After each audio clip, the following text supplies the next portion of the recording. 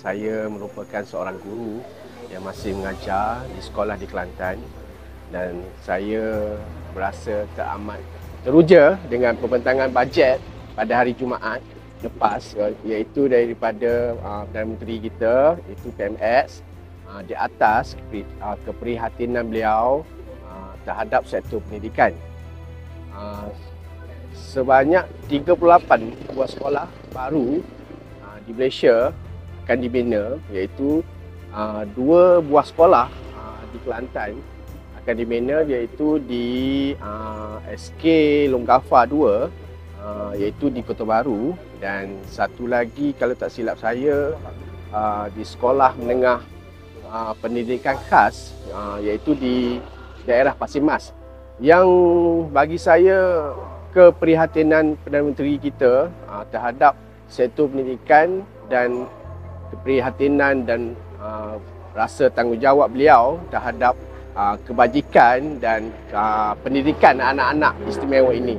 Ucapan terima kasih kepada Perdana Menteri kerana telah banyak memperuntukkan perbelanjaan kepada Kelantan dan pelbagai inisiatif telah diberikan kepada sektor pendidikan, khasnya untuk sekolah-sekolah istimewa dan anak-anak golongan istimewa dan untuk kecemerlangan anak-anak bangsa. Terima kasih PMX.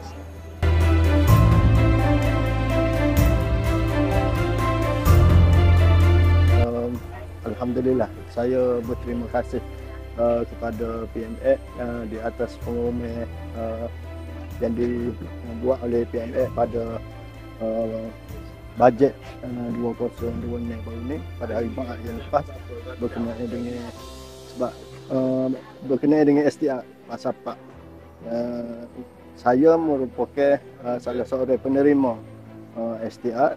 Jadi kalau mengikut jadual asal STR ni akan dibayar pada bulan November, tapi oleh kerana caknanya PMX kepada kita diawalkan kepada 18 Oktober 2022 ni. Jadi alhamdulillah, terima kasih sekali lagi kepada PMX, dan juga saya mengucapkan banyak terima kasih juga kepada PMX kerana pada tahun hadapan PMX umum sara akan diberikan juga semula kepada rakyat Malaysia ni pada Februari 2022 ni.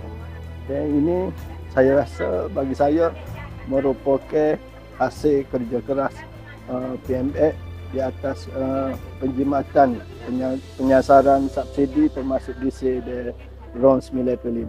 Terima kasih PMX. Saya mempunyai seorang anak dalam tingkatan 5. Terima kasih pada Perdana Menteri umumkan bantuan awal persekolahan RM150. Diteruskan ini sedikit sebanyak meringankan beban ibu bapa membuat persediaan awal anak masuk sekolah. Terima kasih PM.